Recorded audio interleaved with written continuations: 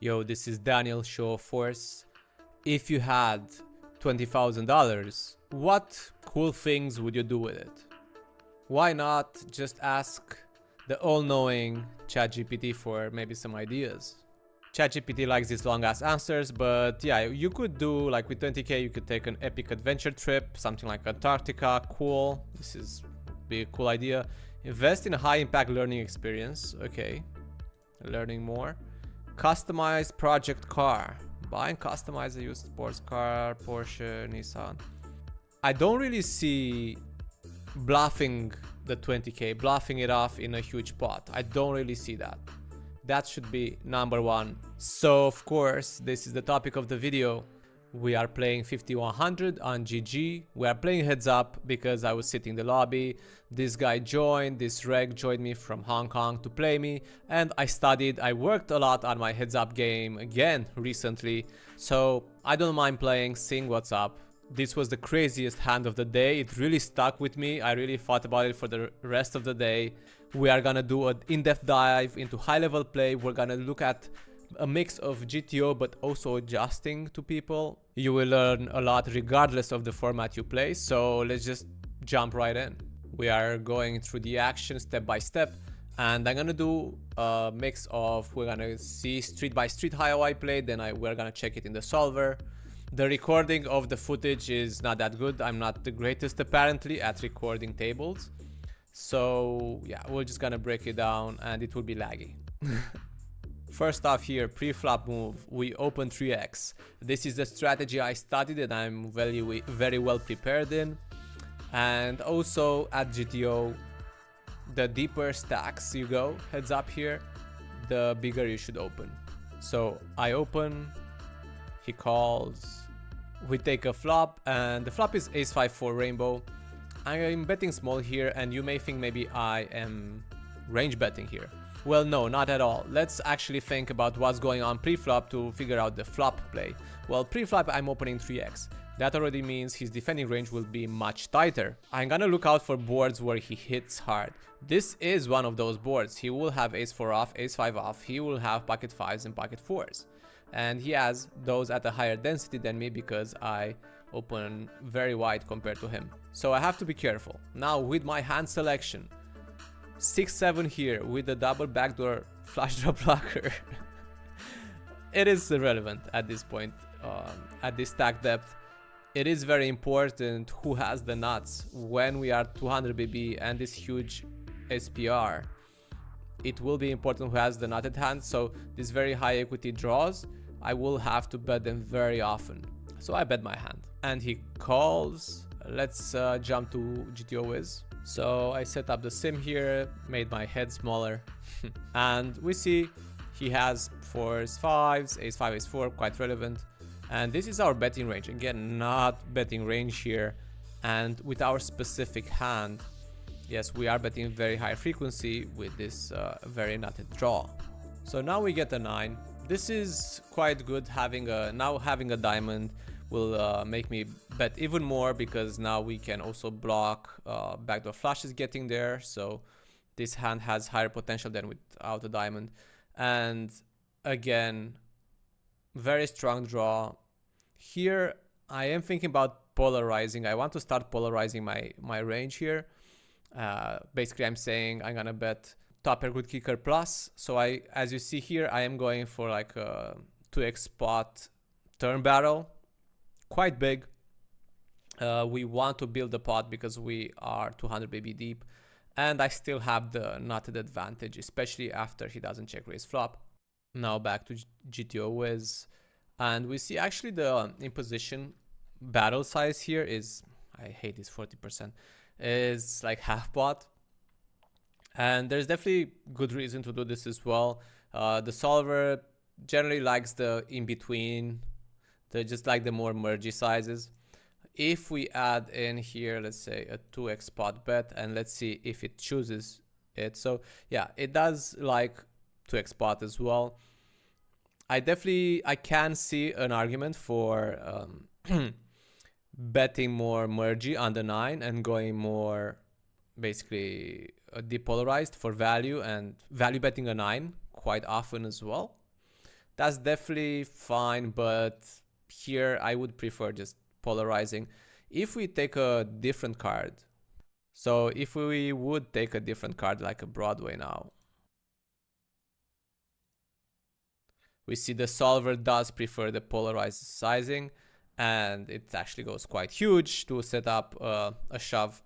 So the smaller betting on the 9, it is because he does not have high equity draws, hands, and he doesn't really hit the 9 as much as he hits the jack with the check calls.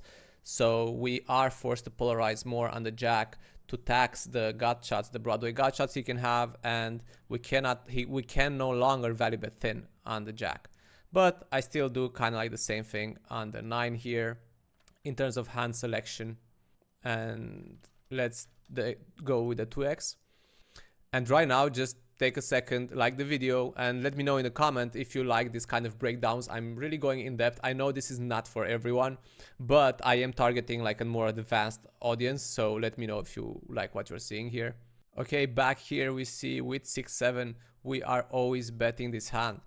Why is it? Again, having the diamond definitely helps us, does give us better equity. And again, it is a very nutty draw. If we hit, we can extract a lot of money.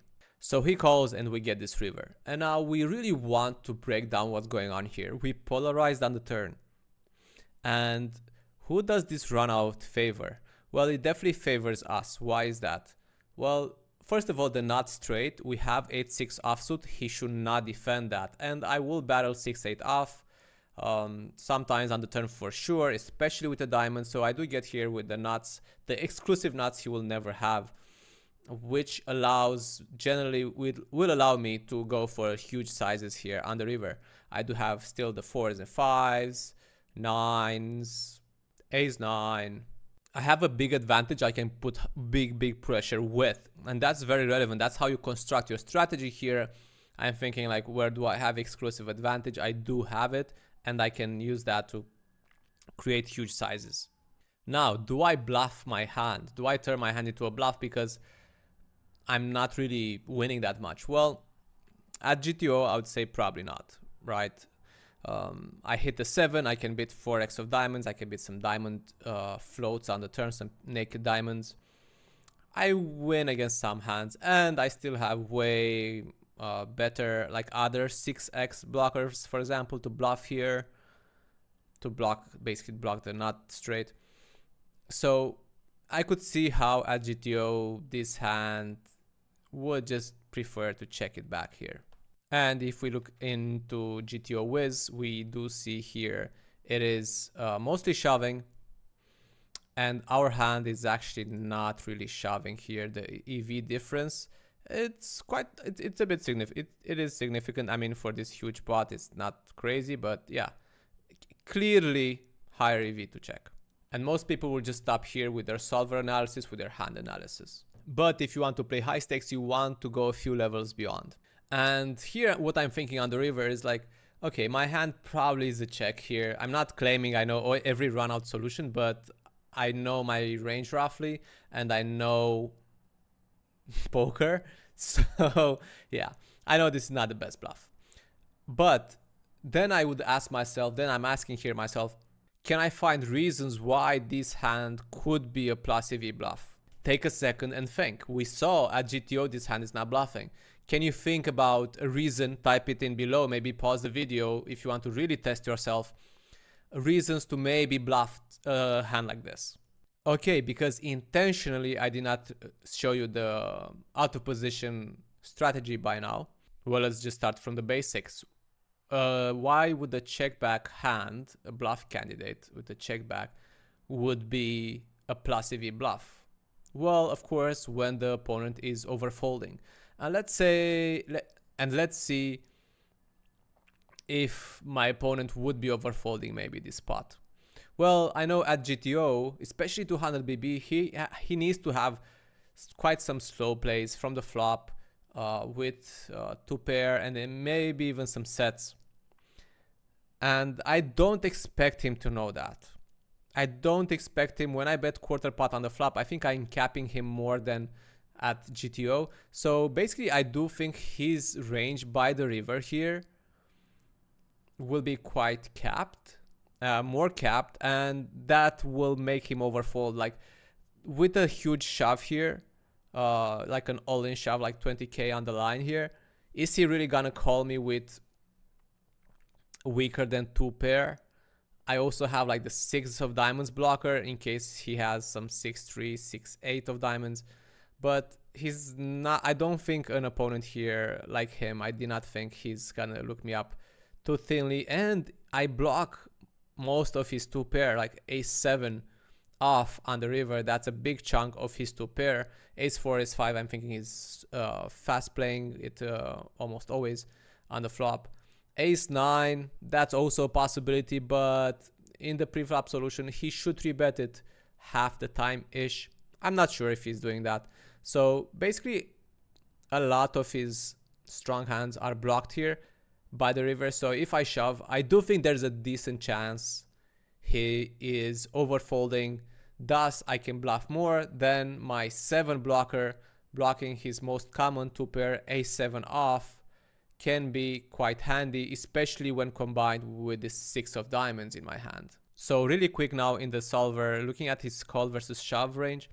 Well, as you can see, he should have ace-4 here in this line. He should have it like always check call flop. Ace-5 also like quite a decent amount of check calling flop, and he also even has some sets and some 5-4 here. So a very tough spot for out of position overall. I think many people would not have enough slow plays here. It's very easy to overfold this spot and not look people up. So with all the reads I mentioned, thinking he will be a bit too weak here, thus he will overfold. I do have all the 6-8, I do have all the sets. I am thinking he's gonna be overfolding, thus I turn a hand that definitely makes money by checking back. I'm thinking it makes more money by bluffing here. So I go all in here, 24, 4, 4, 4. I'm realizing this should be a video of my gameplay, but it's more like screenshots because the video is so laggy. So yeah, putting in the all in here, he starts to tank and I'm starting to sweat it out a bit. I'm like, oh, come on, please fold. And as he's tanking, I'm like, why am I doing this? Why am I putting 20k on the line to bluff it off here against the guy from China? Like, these guys love to call. What am I doing? Like, and then I'm like, yeah, in my head, ah, Daniel, why are you taking this like high variance plays? Why can't you just like be more solid and just like don't go for the high variance spots against these unknown guys, and especially guys who may like to call? I don't know much about him at this point, so the suspense was killing me here, and the video doesn't capture it because it's more like a horror scene. But he does find a call, of course, he does find a call, but he does have ace-5 off. So yeah, again, the video jumps to the next hand where I'm running cold here, and I think even Daniel Negreanu already danced on the screen, unfortunately, to make it even worse. So yeah, he did call me with ace-5 here. He does have ace-5, but it doesn't show in the video. So it does show my assumption was wrong about him, that he will not slow play enough. And as I saw afterwards, while like I played him for a while, actually, he was actually overly tricky with his protecting his lines. So it shows my assumption was off. I should have bought that Porsche in the beginning of the video. But as I always tell my students, it's better to go for people and try to adjust and try to exploit and have it not working than just stay too solid and defensive and too GTO. So again, to conclude this hand and what you can take away from here, of course, understand the range versus range dynamics, of course, study the solvers, and of course, know the equilibrium. I knew this is not the best bluff here. It's good to know the solutions, but don't stop there, and aggressively go for people's weaknesses when you see openings. So this was an example here. Okay, it did not work out, but again, it's better to try it and it doesn't work out. I definitely did not feel like that after the hand. But don't settle for playing GTO. Always look for openings in your opponents and punish them to get the most money, make the most money, and your path to high stakes will be easier. And some updates from me. I came back from Barcelona recently, where I met some of my poker friends, discussed some poker, studied some more heads up. I decided my content strategy will be more geared towards advanced players. So sorry, I will not be the next Daniel Negreanu. I'm not looking to be viral with these videos. So let me know in the comments if you like this approach. Also, because I am looking to work with people who play NL 500 plus that want to go to high stakes and crush it there.